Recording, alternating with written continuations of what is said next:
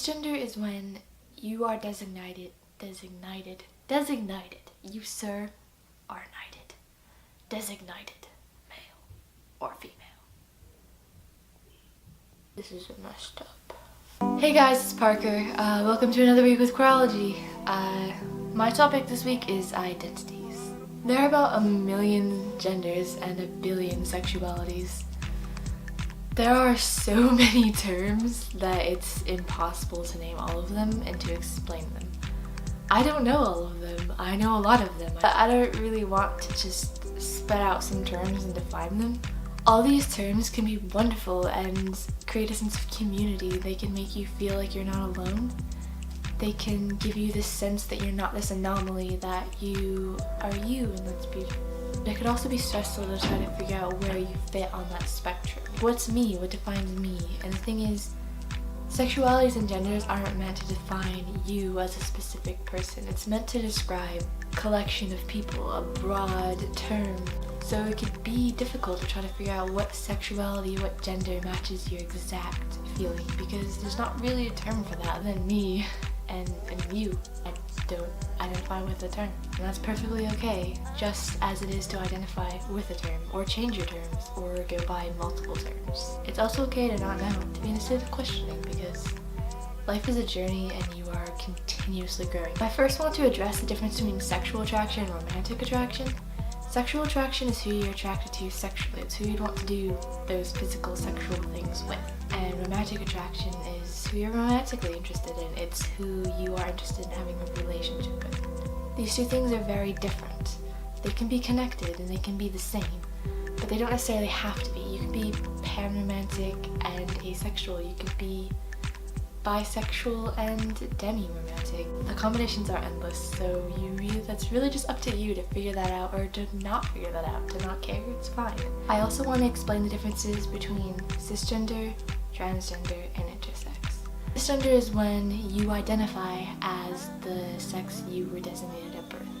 If when you popped out of the womb, or were cut out, or other various methods of being brought into this world, you were given a sex, most likely. That's generally male or female. Transgender is the opposite of cisgender. It means you do not identify as the sex you were assigned at birth. It doesn't necessarily have to be the opposite sex either. Intersex is when you are biologically not either male or female traditionally. Intersex people are normal. There are plenty of intersex people. A lot of intersex people don't even know that they are intersex. It could be something that's hidden. It could be chromosomal. You could be born with XXX chromosomes, and that's not biologically female. You could be born XXY.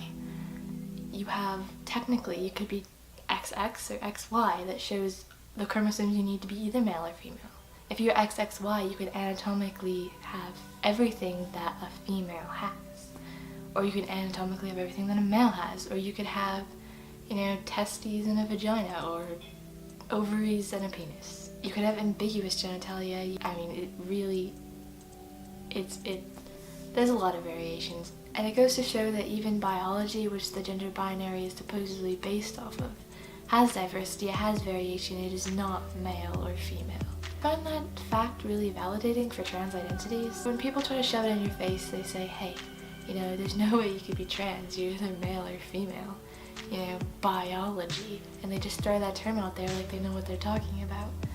When really, biology is so varied and so complex.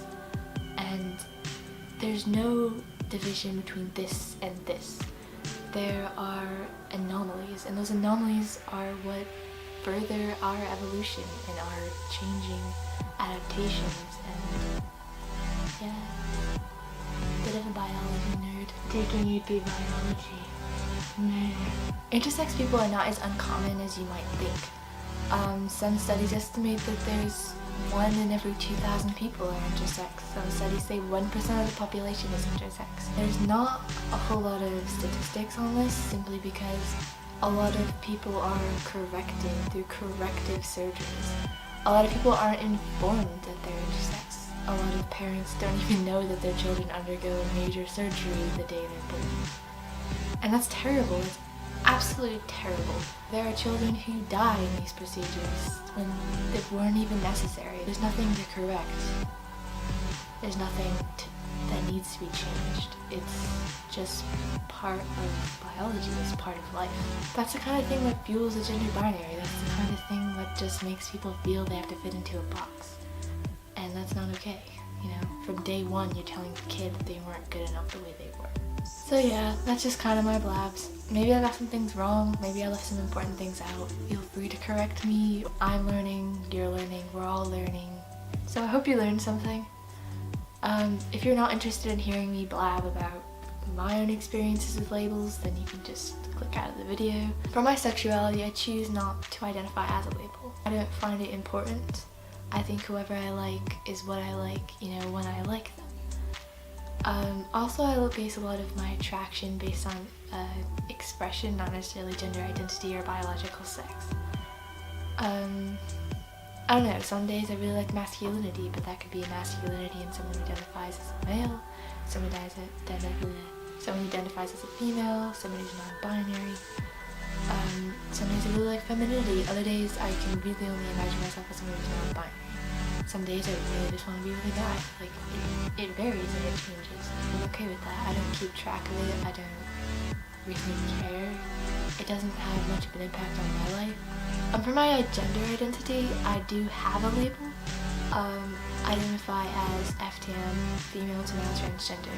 That's what I identify as, that's what I tell people, for simplicity. I feel more agender, and as a child, that's how I felt. I didn't feel like a boy necessarily. I just knew that I wasn't a girl.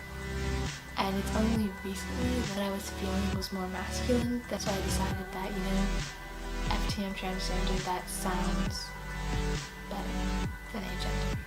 Personally, for me, because I want masculine pronouns. I want a masculine name, Parker. I want people to treat me as male. I want to use the men's restroom. Well, until gender-neutral bathrooms take over the world, that would be nice. But until then, I'd like to use the men's restroom. I want top surgery. I want to take testosterone. Most likely, probably, maybe, probably. It's a debate. I want to legally change my name. I want to get my gender marker changed. You know, I want society to view me as a guy. And I don't really know how to explain that in terms of how I feel a gender, yet I want to be viewed as male. But that's how I feel, and it's easier to say, hey, I'm FTM transgender, instead of saying, hey, I'm agender, but a lot of the time I feel male, but then sometimes I don't. So I suppose that it would be like gender fluid between agender and male, but that's just complicated, and I don't feel like explaining that to people, and I don't care if other people know. I'm just sort of explaining this for the sake of it's okay to identify something you don't necessarily feel for the sake of simplicity. I kind of like how a lot of people who aren't straight just say they're gay. It's okay to use a catch term. These labels don't have strict rules that you can only be this if you identify as this, this, this, and this. You have to meet these bullet points. It's not true. So yeah. That's just my little blabs. Maybe that helped, maybe that was interesting. Either way, I'll see you in 2 weeks.